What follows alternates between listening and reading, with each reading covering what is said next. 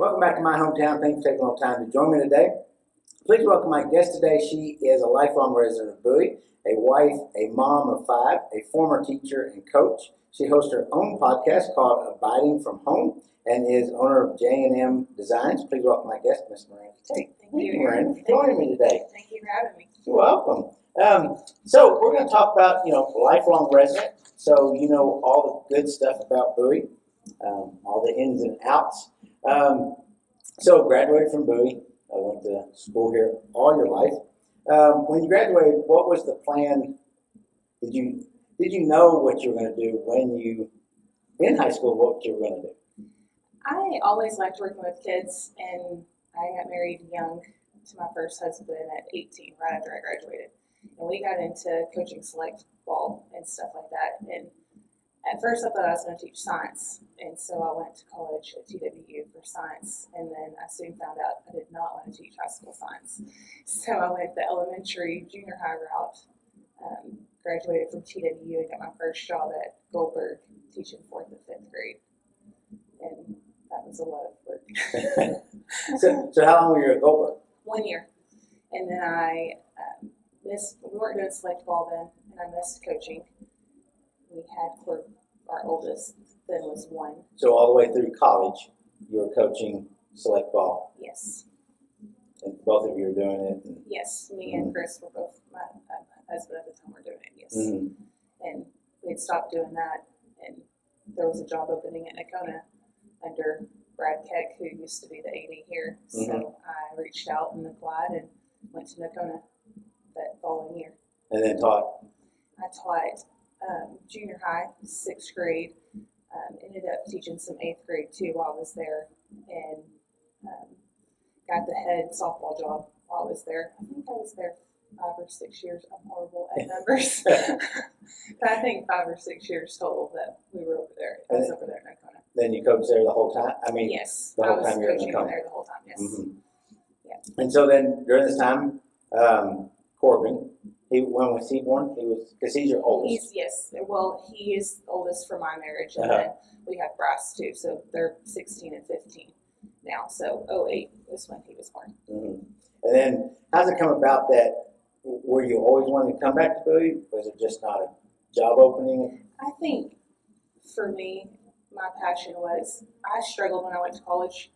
I can remember the English teacher just butchering my paper and telling me I didn't learn enough in school, and that was like didn't learn enough in high school? Yes, and I think that fueled me to make sure that no other students felt the way I felt. So I wanted to come back here and pour into our hometown and the kids, and which we never planned on moving. Corbin still went to school here. He didn't follow me to Nakona. And I wanted him to, and all the students, just to have the preparation for college and have rigorous classes and some of that probably was my own fault because my own learning style of, him saying that professor saying that, but it definitely motivated my reasoning of wanting to come back. Mm-hmm. And so was college hard? Did you feel that was challenging? Did you feel prepared? I did not feel prepared, but later I found out I'm ADD, and I very much procrastinate on everything, which does not make me a good business person sometimes. I'm the same way. I procrastinate on everything. But that is when I get my best work done. Yes. And so it was a lot of cramming. In high school, I never had to study, and I just sat there and made these, and it was fine with me. Mm-hmm. I never thought the need to be that A+ student and challenge myself in that way. I guess I didn't love it enough. I'm not sure. So college was definitely an adjustment, but the more years you're in, you just kind of figure out this isn't working, that's working, and I actually started seeing success and realized, hey, I can do this if I take the time to not wait the night before to do a 4-page paper. Mm-hmm. So you just had to find your own style and what worked best. Yes. And so was that challenging to do select ball, to coach that while you're going to college? And were you driving back and forth? I've never left here. So you never? I've never moved. I've always never been moved living. out of Bowie. Yes. Yeah, I've always been here. So I just drove back and forth, and it was tiring, but my granny always says, Miranda, I wish you could slow down. And we may get to this later, but I feel like even though I'm probably busier now than ever, I actually feel slower in a way. But I'm just busy-minded. So busy is good to me. And if I'm not busy, then I'm looking for something else to do. So you're just going to say constant busy because you're always looking for something. Yes. Busy. So then when you came to Bowie coach, did they hire you to coach and teach when you? Yes, and I was reminiscing on this yesterday with my husband. I can remember that's probably the start of me really learning how to surrender to God, because I applied for Bowie and they weren't going to hire me, and the whole coaching staff that I was used to in Dakota was leaving. I mean, it was a full wipeout on the female side, and I finally just prayed and was like, okay, God, if this is where you want me, I'm going to do the best I can. I'm going to learn to glorify you, and even not getting the answer I want. And I think it was the next day, I'm standing out in the driveway, and the principal here at the time calls and offers me the job. And I'm thinking, what? I mean, I didn't think I was getting it. So I think God played a vital role. I think he plays a vital role in it all, but especially that was kind of the start of, if I surrender, not necessarily that I'll get the answers I want, but he's not going to move mountains for me if I'm not willing to lay it down for him. And so how long ago was that came to? I think it was 2016. I think so.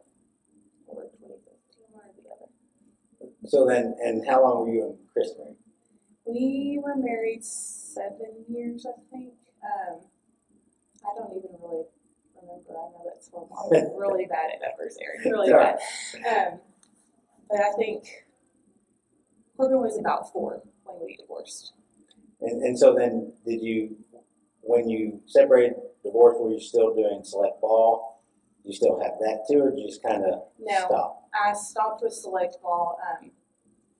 Before I guess when I was at Goldberg, I wasn't doing select ball anymore. And that's when I realized kind of how much I missed coaching and got back in it after that. So I was just going to school at that time and teaching. And so coming to Bowie and that being an opportunity, did you feel like when you started, because how long did you coach and teach at Bowie? 5 years, 4 to 5 years. And when you came, you felt like that was? I loved it. I didn't have, I was under Brent Ferris at the time for softball and Jeannie Stark for volleyball. And it was so neat to see like Jeannie on that aspect side of things, because I played under her, and then to get to know her as a person instead of just my coach, it was a great experience. So I loved working under them. Obviously, less pressure. I was coaching 3 sports at Bowie. At Nakona, and I was only doing 2 at Bowie. So that was less time away from Corbin, and less time, in other words. Yeah. And then you married Josh. Married Josh the next year in 17. I think it was next year. So we married almost 6 years, 7 years? Yes. 6 years? Yes. And have way more kids now. Yes, we do. Yes, we do. When you start praying for something, we wanted kids, and before, I didn't think we would ever maybe have any more. We're naturally kind of selfish people. I mean, I think we like all have more it.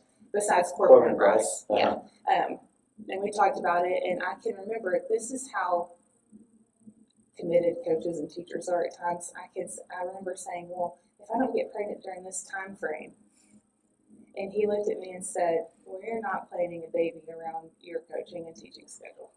And that was the most refreshing thing ever. And so I've been praying about it, and I can remember walking into the office, and it was like the end of August. So we had just gotten through 2 days, a couple weeks of school, and I told the 2 ladies I was coaching with, I said, I'm not coming back next year. And of course they laughed at me and said, oh yeah, we'll see. And I was like, no, I think I'm done. I think that this season of my life needs to be closed. And it wasn't a month later I found out I was pregnant. So what was the turning point that said, I think I'm done? I don't, just a feeling. You know, it wasn't like I loved coaching. I still do some private lessons sometimes, and I miss that part of it. But the time away that you're away from your kids and your family, it's just, it takes a toll on you mentally. And I mean, it just is exhausting. And at least it was for me. Some people are born and bred to do it for years and years and years. But it just, I don't know, I just had this complete peace about it's time to try something different. And I felt like with Josh, I had the partner at home that would back me up on that. You know, before it was always, well, you're going to lose income, you know, and that's scary. So I think with him saying it's going to be okay if you don't coach, we're going to make it, we'll figure it out. So we're going to go to a different job, or are you going to do something different, or was No, it just? I was just going to teach. And so you're still going to teach, just not coach. correct. Gotcha. Yes, and that is another thing too. Like you have to find. My job was tied to coaching, so then I had to apply for jobs within Bowie that weren't tied to coaching and try to get out of that. So was that challenging? Yes. Did you have a job the next when the? I did, but it was, I think, maybe didn't come about until May the next year. I mean, we weren't real sure if it was going to happen or not. Which I had we had made the decision I was going to resign if they could not get me out of coaching. We were going to just have to go try to teach somewhere else. And so then how long did you just teach? Just 1 year. And then just 1 year. We had the twins that May, and was that a deciding factor? no. Well, we at first thought I was just gonna keep teaching, and God just kind of kept laying it on my heart that that's not where I needed to be. And so I kept praying about it, and then I started praying that my husband would see it too, because you know that's a big pay cut to stay at home with your kids, but when you're paying for two in childcare and half of your paycheck is going to that anyways, it just seemed like the right move. And you know, for me, it was I don't know what word I want to use, but we used to talk a lot with Corbin when he was little, because you know, there's late nights, you don't get to spend time with them, and we were going through a divorce at the time, so I was coaching and he was in a split home, and so we just I just didn't want to repeat that. And so what does it look like when, you know, because that is true that sometimes we have to pray that the other person in the relationship sees it. Yeah. How does that look? Does that look where he just kind of Josh just kind of comes around and goes, okay, or is it just through continuous conversations that both of you have? I think really we laugh now because I pray that God will put it on a podcast for him to hear, and he's going to laugh, listen back to this. But I say stuff, and then 2 days later, a week later, he comes back and he says, you know, I heard on whatever podcast he was listening to. And I think really I just started praying God would show us what he wanted. You know, and even with having another baby, I prayed that if I had a desire for another baby, and I prayed, okay, if this isn't what you want me to do, please just, you know, take it from me, take this one from me. And he just started putting people in our lives that confirmed what he was telling us. We talked about homeschooling the kids, and you know, one of the conversations that we've had before is sometimes there's socially awkward homeschoolers, is what Josh would say. And I was like, yes, but I think it just depends on the family, you know, your socialization, how the parents interact, how much socialization you get them outside of the home. And one day he came home from a 4-H event with Bryce, our oldest, and he said, I had a lunch with a family, and they homeschool their kid. And so we just kind of talked about that. And so I just think God just put people in our lives to confirm what he was wanting us to do. On top of, you know, conversations we would have too, and debating the positives and the negatives. Because I think with anything, you're trading one thing for another. Mm-hmm. Yeah, it's always a trade-off. Yeah. So do you homeschool? We are doing preschool right now. Uh-huh. Just, it doesn't take very long, and we don't do it every day, and it's kind of been a trial to see if it's something we're going to do in the future. Uh-huh. But we're still leaning towards that. Mm-hmm. I don't know if that's the right answer. I don't know if that is the long-term answer. Mm-hmm. But for right now, that's where our hearts are. Mm-hmm. And so, the two oldest, they still go Yes. public school. And how old are the youngest ones? The twins are 4, and then we have little Miss. She is 17 months now. Mm-hmm. Yes. And so after leaving teaching, have you missed it, the teaching aspect? Is it nice to do a little bit of homeschooling and get that feeling, or is it? If I'm very honest, I don't miss it. And I hate to say that because I thought that I might. Mm-hmm. But again, I think God changes. That may change because I think right now this is where I'm supposed to be. And that's why I don't long to be there. Mm-hmm. And you also are involved in the youth at Southside. Yes. So how long have you been involved with the youth?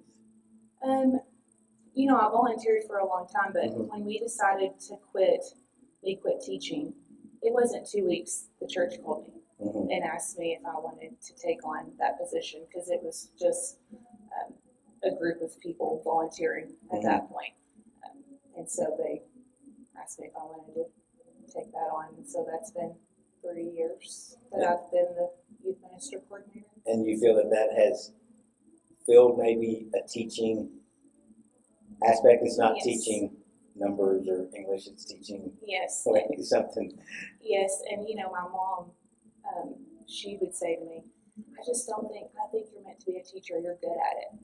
And I don't disagree with her, I don't want to brag on myself, but I like teaching, and I can take a step back and see where is someone struggling, how can I deliver this differently for them to understand it.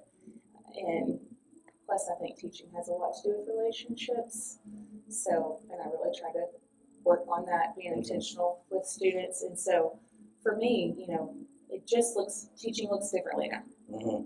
It looks, even with my business, I try to encourage and teach and show people what I found in the Bible that maybe I haven't seen before, that they might not have seen either. So, and I think you're right. Is teaching just take it's different forms, and if you have that teaching skill and ability, because some people do not, you can apply that to anywhere, whether it's ministering to youth, ministering to people, your business, school. Speaking of your business, so J&M Designs, Josh and Miranda. yes.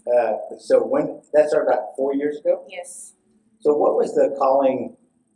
I always think there's a thing like, let's try this. There's got to be something different. What was the thought when, hey, we're going to start a t-shirt business? Well, I was growing in my faith, and Christian apparel was expensive. It's really the main reason I wanted to start it. And I like to encourage others. I'm not saying I'm the best designer or the best well-spoken or anything of that sort, but I just like to create. And I wanted to offer reasonable price clothing that would encourage other people and really just kind of build a community. And so I started it, I think the year the twins were born, and I was still teaching at that time. I just came home and said, hey, I'm going to start a t-shirt business. So how does that, that really doesn't make any sense because you have newborns, you're teaching, and then you want to start a new business. Yeah. It sounds crazy, right? Yeah. So, yes. So what did Josh say when you go, I think I want to do something else on top of everything else I'm doing? He said, let's do it. He's just like me. Let's just add more chaos into the mix. And, at that time we were thinking, I don't know what we were thinking. We're going to do a couple of pop-ups, It wasn't, we didn't know what we were doing. But you're still having to go find, are you making t-shirts or are you outsourcing? Yeah, we're outsourcing. And we had all that goes into it, finding people to make it.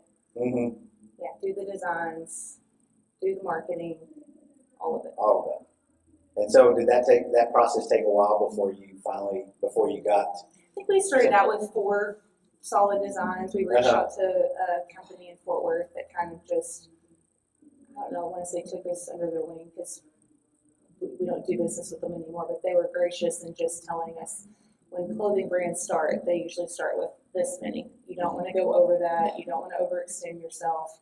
You know, kind of gave us some guidelines to start with. And even really, we probably should have started smaller than we did. But so just 4 designs, and then had then 4 designs, and we did chicken and bread days here in Bowie. That was our first event, and we just started going. And so, and what's the idea behind it's an encouragement, faith-based business? And I will say, like, we may get to this, I don't want to jump too far ahead, but we took, I took the next year off, and we were doing pop-ups, and we were traveling to some bigger pop-ups like Oklahoma City and places like that. And we obviously, you see more success when you go to a bigger vendor show and you have more foot traffic. And then we talked to Kyle Tate, who had the Scoop Shack at the time. He mentioned that he may be closing and, you know, renting it out. And I said, if you do, I'm interested. And I pitched the idea to Josh, hey, let's open a store, you know, downtown. And this was, I think, the year after I had been not teaching for a year. And so you had been doing it for about a year? We had been couple doing years? The store downtown wasn't even open that long because we opened in June or July was our grand opening day, and we closed the following year. So let's see. Oh my goodness, what year was open? 2022. So we were open 2021 to 2022. So it wasn't long at all. But I say that because the business took a turn when we opened downtown.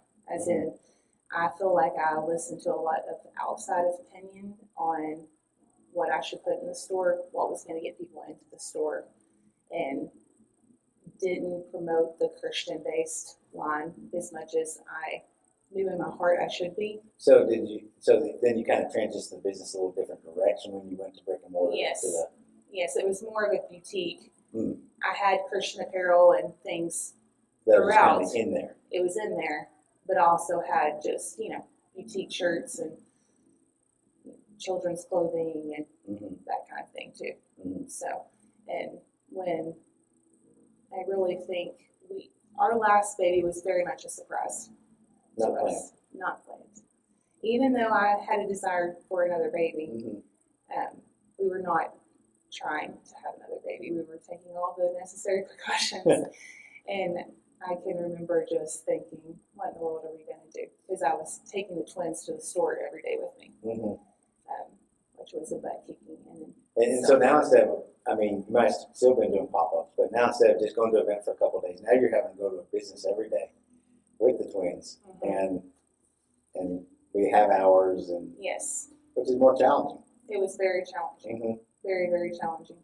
And so I think we found out we were pregnant in October, and I already knew by December that there was no way the store was going to stay open, and I was very anxious about all of that because I didn't want to look like a failure. I felt like a failure to myself. I was afraid what other people would think. I didn't want my husband to think I was a failure, you know, just all those thoughts that raced through your head. So during the time that you were open, did you kind of feel that it had kind of moved away from your original mission? Yes, because there was no time. There was no time to make sure I was reading my Bible. There was no time to pray fervently if I'm doing what God's calling me to do. I mean, it was just go, go, go from the time I got up to the time the kids went to bed to the time I finally went to bed, and repeat. And just chasing your tail 24/7. Just trying to survive every day. Yes. And so you're selling faith-based merchandise when really what you're living is not. It was very empty. And so does that feel, I hate to say fraud because that's not the right word, but like I'm doing this, but I'm not really putting the time in like what I'm sharing in my store. Right. And did you feel too that it was moving away from the other merchandise? We're just not happy with the way the other merchandise was moving. Like you wanted it more focused on. Well, I think people buy what you're passionate about. Mm-hmm. And when you're not passionate about something, I don't think you can sell it. And I don't know if that sounds bad because I don't want to be salesy. But at the end of the day, it was hard for me to put on clothes and model them when I just didn't feel like that's something I wanted to promote in the store. Mm-hmm. And so you have other things now beyond T-shirts and apparel for your business, or is it just? We, I kind of, with me being ADD, I like to do a lot of things. Mm-hmm. And I like to do a lot of things now. And so in the moment, if I like it, I'm going to do it. And that's not strategically what they tell you to do. Uh-huh. And so in thinking of, I don't know, last year I started looking at, my vision board, if you want to call it that, and just kind of mapping out what God wants us to do in this business. And so I just pretty much create anything and everything that points people to Jesus. Mm-hmm. And that doesn't necessarily have to be my stuff. We do create our own things. Mm-hmm. I say we, I mean I create our own things. But it is I will, like if I find something took from another Christian boutique Mm-hmm. or owner or another brand, I'll pull it into my store too. So it's not necessarily all mine, but we do try to cultivate things that are intentionally made and with a purpose. Mm-hmm. And closing down the store, and was that, did that take a lot of talk and a lot of conversation between you and Josh to not worry about what people think, what they're going to say, feel like a failure? Yes. How to get beyond that? And really, I prayed a lot about it, but Josh confirmed, when I talked to him about it and shared my fears. He's like, that is the most ridiculous thing ever. Like, I don't think you're a failure. I think, wow, you tried this. Mm-hmm. And you didn't fail. Life just changed. Mm-hmm. And it is true. There might be a time, 10 years, 12 years down the road that we have another opportunity. But again, it kind of goes back to, I'm not sure that's where we were meant to be. Mm-hmm. And I love the experience, and I'm thankful for the experience. But we really look at our last baby as God telling us, I told you need to slow down. Mm-hmm. And you didn't listen. So now you have to. Mm-hmm. So the way saying this is. Yes. And I agree with that. I think, in 2004, I had a gym, it only lasted a year. But if it wasn't for that, 8 years, 7 years later, I would have never been able to open Synergy Fitness. That had to happen for me to understand, and I felt like, man, I'm a failure, all these things that I shouldn't have done.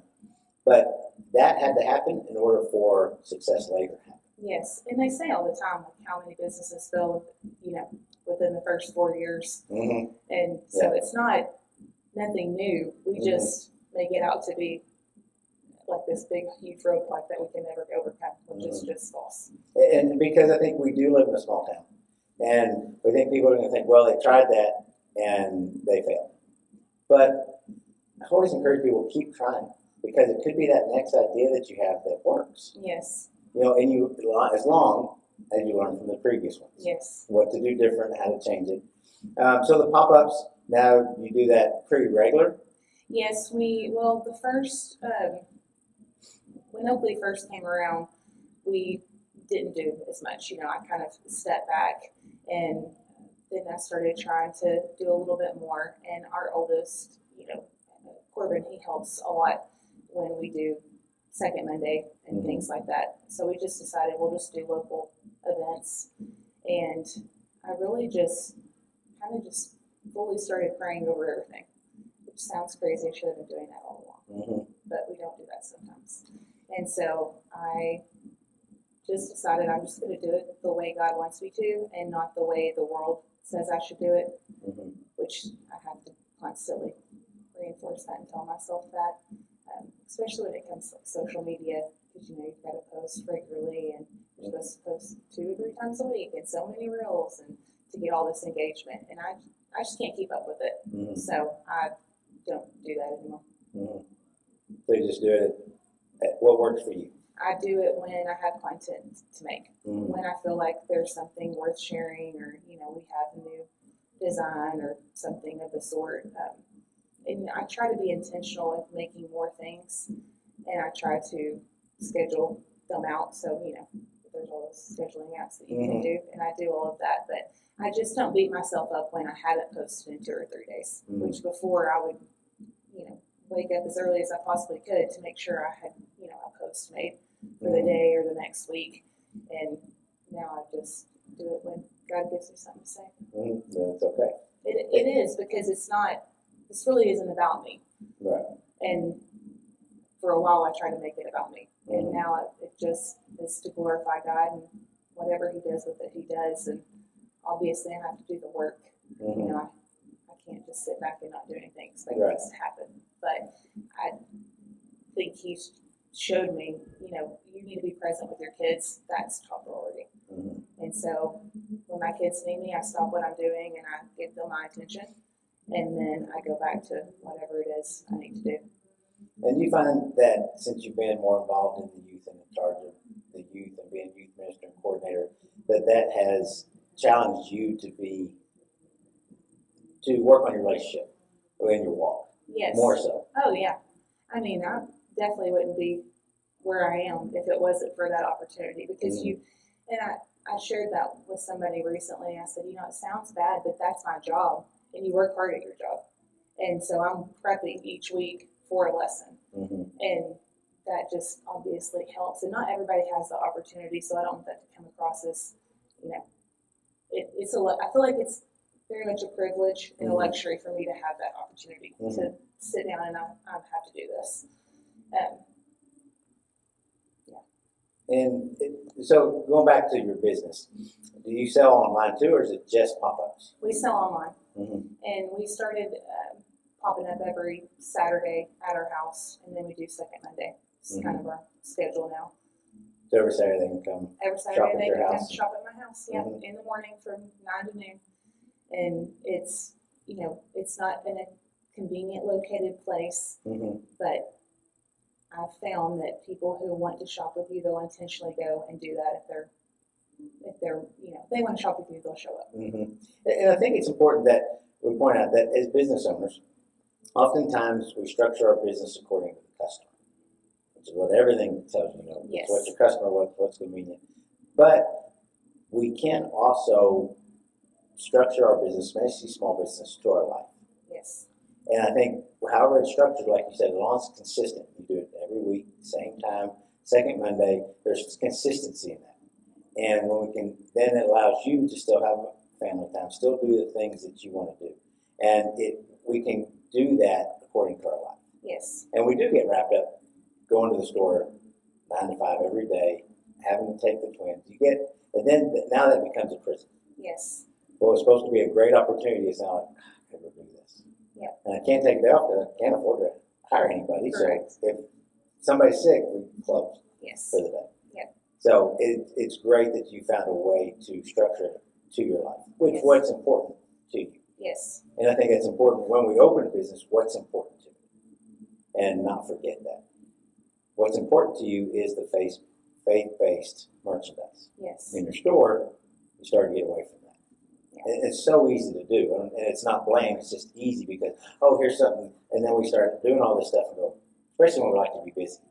We find ourselves way off track, like, how did I get here? Well, naturally we all want to be successful. And then we start looking at other people who are successful and we start trying to mimic them. And, the people we may be mimicking don't have kids and, aren't married yet, or they're 10 years down in their business and they are able to hire people to come in and help them pick up where they can't get everything done. And so I think definitely Jennifer Finance is the one who told me one day, she said, just make it what you need it to be. And I thought, why didn't I think of that? Because she closes, early enough that she can go pick her kids up from school. And it was the simplest of statement with the most powerful impact. Because I think sometimes we just don't realize, and plus I admire her because she's successful and I look up to her and the business that she's grown and where she's come from and now having her store downtown, thinking, I admired her saying that and thinking, yes, that's so simple, I just need to do that. And for her, it's just as simple as, I'm gone this afternoon. And the customers begin to know that. Yes. And so they just, and that is so important. For the first 7 or 8 years, probably 7 years, synergy. I say all the time. It took a lot, as you said, not being able to spend that time with Corbin from coaching. The Synergy Fitness took a lot from me from being with my kids. And because I didn't realize I could do it differently. We watch all these things, and that's the way it says we have to do it. Yes. So we do it, and then we go, I should have done it differently. Yeah. There's no right way. There's some right principles and right systems, but how you do those is up to the person. So all this going on, all the kiddos, being a youth minister, having a business, you decide to start a podcast. Yes. Decided to start a podcast. So what was the inspiration? Because it started at the beginning, about 9 months. Yes. This is the first year for it. Abiding from home. Mm-hmm. And, I stayed in shame and walked in shame for way too long, getting divorced, and again, feeling like a failure. Because what would people say? What would people they think? say? That's not what we're supposed to do. Correct. And it really took probably 4 years before I walked back into my home church after the divorce, just worried about what people would think. And really, they didn't think anything. They were glad I was there. And we make up these thoughts in our head of, well, I think the devil has a lot to do with that. Mm-hmm. That keeps us trapped and suffocating within our own thoughts and stops us from doing what we're supposed to do, called to do, what we want to do. And so I started abiding from home because I never want a woman to feel like I felt. And know that, everyone has a past, everyone has a story, and if I can let go of that shame that the devil has given me, it's not of God, it's from the devil, and be vulnerable and transparent and sharing, what I learned, how I learned it, what I've walked through, that maybe that gets somebody back in a church home, in a community, which they need. And I just think a lot of times that holds us back from building community because of what we perceive people are thinking. But really, it's not what they're thinking at all. Now, some people, yes. And you would say what was holding you back was simply what you perceived them to think. Yes. From being in the church and growing up in the church. Yes, I knew better. Mm-hmm. I wasn't supposed to get a divorce. Mm-hmm. All of those things. Mm-hmm. But I told the kids this one day in youth. I said, I'm not even sure I prayed for my marriage. And that sounds absolutely insane to me because I grew up in church my whole life. Mm-hmm. And, not something I would really be proud of to admit, but I don't think I did. And our marriage wasn't Christ-centered. And, there's lots of things that go into that and getting a divorce. But I don't think I really came to know God. I knew of Him, but I didn't know Him until I was 27 years old. And so I just think learning to forgive yourself. If God can forgive you, you can forgive yourself. And really, your relationship with God is all that matters. My identity is in Christ, not what other people think about me. Mm-hmm. And talking about marriage and in the church, I think sometimes, especially you were younger when you got married, you were 18, 19, yeah, I was 19, in church after I was married. And you see those older couples, they've been married for ages in church, but nobody ever talks about how to stay married. Yes. And they like, we've had a great marriage. Marriage is not always great. No, it's not. And nobody talks about in church that it's not always great. Sometimes you don't like the other person. The difference is that you learn how to work and talk through those situations. It's not that it's easy. Yes.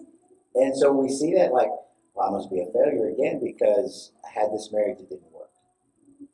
But sometimes we're never taught that that's not always the first option. You have to work through things. You have to communicate. You may have to give 90% when the other person only gives 10. Yes. And later that person's going to give 90 and you're going to give maybe 1. Yes. And I definitely don't think we talk about it. I grew up with parents who argued, but they argued behind closed doors. Mm-hmm. And I can remember me and Josh having a conversation one day, and we were arguing over something. He's like, "I'm not going to talk about this in front of the boys." I'm like, "Why not? Why not talk about it in front of them and let them see that we can talk through something and overcome it?" Mm-hmm. And that took a lot of practice from us and learning from previous marriages that didn't work of how we can do things differently. And even I tell Corbin all the time, I'm like, I try to be transparent and tell him, look, I'm sorry I did this. I'm sorry I did that. I'm learning. I talk to the kids differently than I talk to him, 5 years down the road. And I know that has to bother him at times, but I just think it's a learning experience. And if he can see me growing and learning in this and what worked and what didn't work, and I can be completely transparent with him, then hopefully he doesn't repeat my mistakes, or hopefully he learns to show himself grace and learn that he's still loved no matter if he fails or not. And that's so true. We do parent our kids differently, especially that age gap, because you're a different person. For 100%. I mean, it's just the way it is. And so you've learned. And so it's not like they're getting special treatment, the younger ones. It's just you've learned to be a better parent. Yes. You become more efficient. It's just like if you start a new job. You don't know anything. You mess up a bunch. And unfortunately, we mess up a bunch on our kids. And we can look in the back, man, I didn't do that right. I mean, Kim and I look at that with our kids all the time, and our boys think that our girls got special treatment, but no, we're a little better at it Yes. than we were with them, unfortunately. Yeah. So those older ones kind of get the young parent. Yes, they do. They don't have all the experience. I laugh all the time and say, I don't know how God thought I could be a parent. I don't know what I'm doing. Because there's no manual that says this is how you do it. There's no right way. But I think it is important, like you mentioned, to share with our kids and share with others, especially I think as married couples, we share with younger married couples or those looking to get married. Yes. About the challenges that will come up and how to work through those, and because if we don't know how to work through them, what's going to happen? Well, we're not talking about it, and eventually it's going to go separate ways. Yeah. But I think more of those when we communicate and learn how to connect with someone, and how do they communicate? Kim and I talk about all the time about love language. Mm-hmm. Sometimes we get irritated at each other.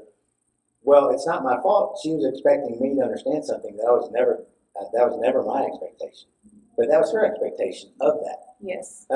So when we start to learn each other's love languages and how that works and that expectation of one versus the other, it changes everything.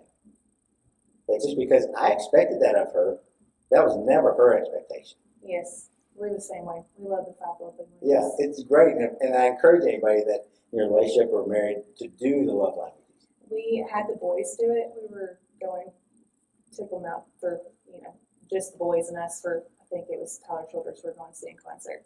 And on the way there, we got to talking about that. And they're like, what are you talking about, love languages? I was like, yeah, like your love languages. And I told the oldest his, and I told Corbin his. And then they took the quiz when we got back in the car. And I said, what did it come out? What was it? And I was spot on, and they start laughing. But I do think it's not, you talked about showing younger couples or people wanting to get married. I think that's so crucial for us to make sure that we're building relationships with our kids, or even we talk about our friends that we hang out with, who we want to be good influences to our boys, so that in the next few years they think we're done. I mean, you just turned 14, you think your parents are done. That's just it. And so we want to have friends and family around them that come into our home often and already have a relationship with them, so they can have those hard conversations. And I think that's the hardest part, is having hard conversations. Mm-hmm. Yeah, especially as they grow up, if they have those, because they're not always fun. No. And so with abiding from home, you wanted to share. So was that just your heart that you wanted to share to women, and kind of those challenges, that it's okay to have those challenges? Is that kind of where it came from? Yeah, and in conversations with others, it kind of kept being confirmed that this might be what I should do. So I just kind of started praying about it last November, and to me, it seemed ridiculous. It honestly did, because what am I doing? I have all this going on, and now I'm going to do a podcast. And it is very challenging. And it honestly is one of the hardest things I have ever done. It's vulnerable. It's the most vulnerable. It's very intimate. And I don't know how to explain that to someone who hasn't done it, but it's the most terrifying thing I've ever done. And in my mind, I wanted to back out numerous times. And I do it in seasons, and going into it, we were talking about how often to post. And Josh is like, well, you need to do it every week. Everyone's doing it every week. And so I thought about it and prayed about it and came back and said, I'm not doing that. I do not have the capacity, the time frame. There is no absolutely way I can post every week. So we do every other week. And I only do for 6 or 7 episodes. And then I take a break. This is kind of the game plan. And so it just kind of kept confirming. And honestly, it's just out of obedience that I'm doing it, to be honest. And because you just felt that there was a calling to put that message out there. Yes, and if somebody is supposed to hear what I'm supposed to tell them, what God's telling me to share, I definitely think that everyone's story when it comes to relationship with God can have an impact on somebody else, knowing them or not knowing them, and how we act every day. Like, I'm either bringing someone to Jesus or I'm turning them off from Jesus if they know that I'm a Christian. And so I felt that this was one way to do it, and maybe reach some people that weren't in my small network, weren't in my community, and see where it goes. And I agree. Again, just like J&M Design, brick and mortar, now just to pop-ups. You find what works best for you when it comes to your show. Same for my hometown. My hometown was every week. The Mind Body Project was every week. That was a lot to put out. So then I moved my hometown to every other week. The Mind Body Project still every week. And now I alternate weeks. So there's only one podcast coming out because that is what works for me. Yes. And giving myself the okay to say, it's not a failure. You're still doing what you want to do. You're still putting out the information you want to reach and touch others, but it's what I can handle. Yes. Because I'm the same way. I see, let me try that. Let me do it now. And so that's what happens. So again, those principles that you learn from your business, you decide to apply to your podcast. Yes. I'll do it how it worked for me. Yes. And design. And if people, same as pulling the trailer up in front of your house, people will come to it. It may be got to turn. It's not always convenient, but they will get to when they are looking for it, and that's what's important. Yes. I wanted to, I always send out a questionnaire and have my guests fill it out. And one was about challenges. I asked about what are some challenges you face living in Bowie. And I'm going to read what you put because I think it's so important that people forget sometimes. It says, when you spend your entire life somewhere, people think they know you or know an older version of yourself. Yes. And in a small town, small community, we get sometimes pigeonholed. This is who they were in high school, so that is who they have to be at 50 years old. Correct. But people change. By the grace of God, thank goodness. So how do we accept that? What do we? Because I think that's true. People, and I'm sure there's people who still call you coach. Yes. You still have students, still have athletes call you coach. Yes. That's an older version of you. That's part of your life, but that's not who you are anymore. Yeah. That's just part of your life. So how do you? How would you encourage people to get to know the newer version of people?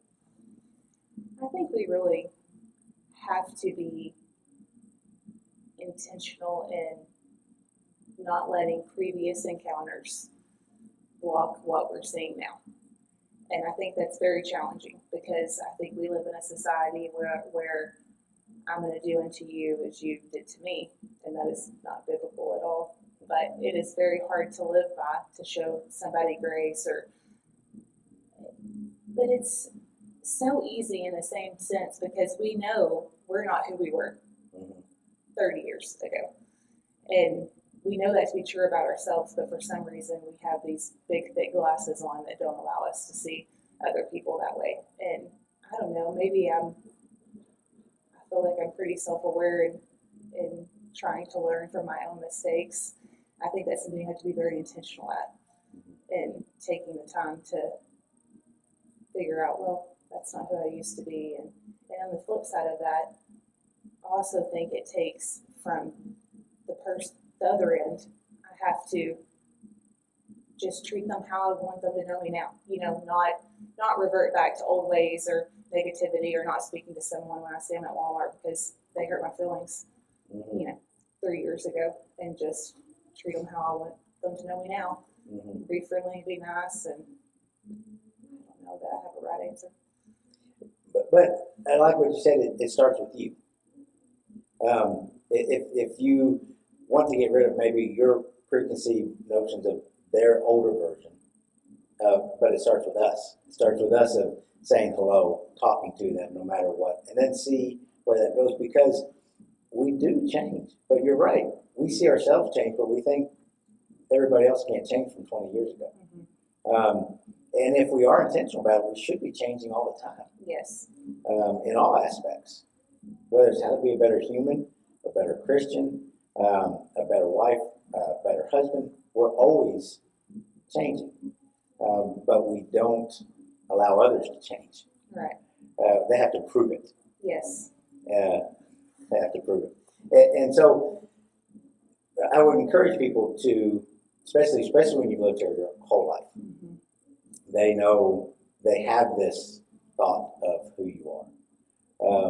And that is changed, I'm sure, really changed in probably the last few years since you've been youth minister, business owner, mom of 5, podcasting. You're completely different. Now you're an entrepreneur. So how do you, with entrepreneuring, mom, podcasting, how do you balance all of that and being so busy? I don't. You asked me that question the other day, and I thought, I did not do a good job of this. And I heard this analogy the other day, and I think I'm finally figuring this out, and I'll probably butcher it. I saw it on a video. She said, you juggle balls all the time. You're sitting there juggling everything. And, for a woman, it's even more because I'm the default parent. My husband works out of town. There's just all these added things that we think we have to juggle and balance. And how she explained it is, you're sitting here juggling, but you have glass balls that you can't let drop. And you have rubber balls that you can drop. And it's okay for those rubber balls to drop every now and then because they'll bounce back up. And I think that's the best way to put it, because I have to choose each day what's most important. In all those things you listed, nothing ever, to-do list is always growing. And I just have to prioritize what's most important today. I've got second Monday coming up. Do I have enough inventory? I've got to get that done. I've got Wednesday night lesson. I've got to get that done. I cannot do 5 loads of laundry today. And the next day I assess and do it again. And, sometimes I don't do a great job of that, and other times I do, but I really feel like we just work all the time. Entrepreneur life works all the time. And I think you're right about, 5 loads of laundry, but it's not happening today. So I think balance sometimes looks like it may be you're doing everything you can for a pop-up, and all the clothes start to pile up, the house gets messy, but then the pop-up's over, and now you're doing all of that. Yes. Then you're working on getting a youth trip together. So there's different times, but if we look at a whole year, it balances out. Yes. If we look at a day, it looks like all you did was this one thing all day long. Yes. And that's okay. Yes. But overall, it's balance. And I think we've gotten the notion that balance means we do a little of this, we do a little of that, and everybody feels great about it. And that's our balance. And I think you have to show yourself grace. Because I can look around and think, visually, it's hard because visually, I'm a visual person and I want to see progress made. And even in cleaning the house, I look around and I'm like, okay, what will make the most impact that I feel like I have accomplished at least one thing today? And I do that at the end of the night to make myself, feel better. So it looks like I did that. It looks like I did something. And it looks like I did something to my husband when he walks in. He's like, Yes. what'd you do today? Well, I did all these things, but you can't tell. And I started the laundry and then when I started that, forgot this and then forgot that. But hey, I got dinner cooked and your kids are bathed. It's all good. So we're winning today. Yes, we're winning. We won the day. Kids are alive. And two, not only you have J&M Designs, but he also has a business. Yes, 1836 gun shop. So then that takes time. I think that was one of the biggest adjustments because he helped a lot with J&M on the back side of things. And even going to pop-up events, he'd come with me, help me set up, help me break down. He might not work that weekend, but I think him having the business even takes more time away. Just it's more time. That he goes to that and then he leaves you more to do. So again, it's a balancing best you can. Yes. And so, what have you found success being in Bowie? And really, what makes you call Bowie my hometown? That is really what the success is that you call it my hometown. Not just because you're growing up here. I think for me, I always longed to be part of the community. And we see that all over. We see people who have big family. They all go to the basketball games together. You know what I'm talking. They're all sitting there together and all supporting each other. And I love it. And I crave to have that. And what I've learned over the last year is we have that in Bowie. You just have to be willing to look for it and put in the effort for it. We started a women's Bible study at church, and that's really what it's grown to be. And a community that was in front of me the whole entire time, but I didn't even realize it because I wasn't intentionally seeking it. I wasn't cultivating it. I wasn't putting out the effort and showing up. And I think that is the biggest thing is, a small town provides community that you might not get in a larger town. And you mentioned several times as we've talked, intentional. And that puts it on us ourselves. Yes. To be intentional. If you want a better relationship with Christ, you have to be intentional. If you want a better relationship with our spouse, you have to be intentional. A better relationship with our kids, intentional. Our business, intentional. Everything, it just doesn't happen. No. We've all had instances where we just thought it happened and we see how those things turn out. It just doesn't happen and happen good. Everything worthwhile is uphill because it takes work. Yes. And to have that. So how can they connect with J&M Designs, Abiding from Home? How can they connect? J&M Designs, I think _ is the handle on Instagram, and it links to Abiding from Home social media too, but I don't post a lot there. I'm trying to just post on J&M Designs as much as I can. We have a Facebook page, a website, jmdesigns.com. And then Abiding from Home can be found on any podcast platform? Yes, any podcast. And then it's also on YouTube, but just the audio. Yes. Correct. So they can find it, and it's Abiding from Home on YouTube. On YouTube. Yes. So they can find all those. We'll put all those in the show notes so people can find all that, connect, and listen to the podcast that you. And the podcast is a great avenue because you can touch so many lives outside of our community. Yes. And you're right, you do it because there's going to be the one person that listens to it. Yep. That said, that one was for me. Yes. And especially when God lays what He wants you to say on your heart, and you put it out there, and you know it's. When you're obedient, it's just amazing how many lives He will change, and for His glory and His glory only. And He'll give you those breadcrumbs of confirming you're doing what I've asked you to do. And it's always nice, I'm sure, too, when someone says, Aaron, thanks, gives you a testimony, because it does confirm this is where I'm supposed to be, this is what I'm supposed to be doing. And that's my prayer for Abiding from Home, that it reaches someone who knows that they're not alone in struggling with their kids or struggling with their spouse or struggling in their relationship with Christ, that we're all just trying to figure this out together. And we all, as much as it looks like everybody has it figured out, they don't. No, not at all. There's chaos behind every Instagram picture. Yes, and the more we can connect and communicate, the more we can learn those things. Just as my hometown is about, so people in our community can connect with business owners, people in our community, know them on a different level that sometimes they don't have passing by at Walmart saying, hi, how are you?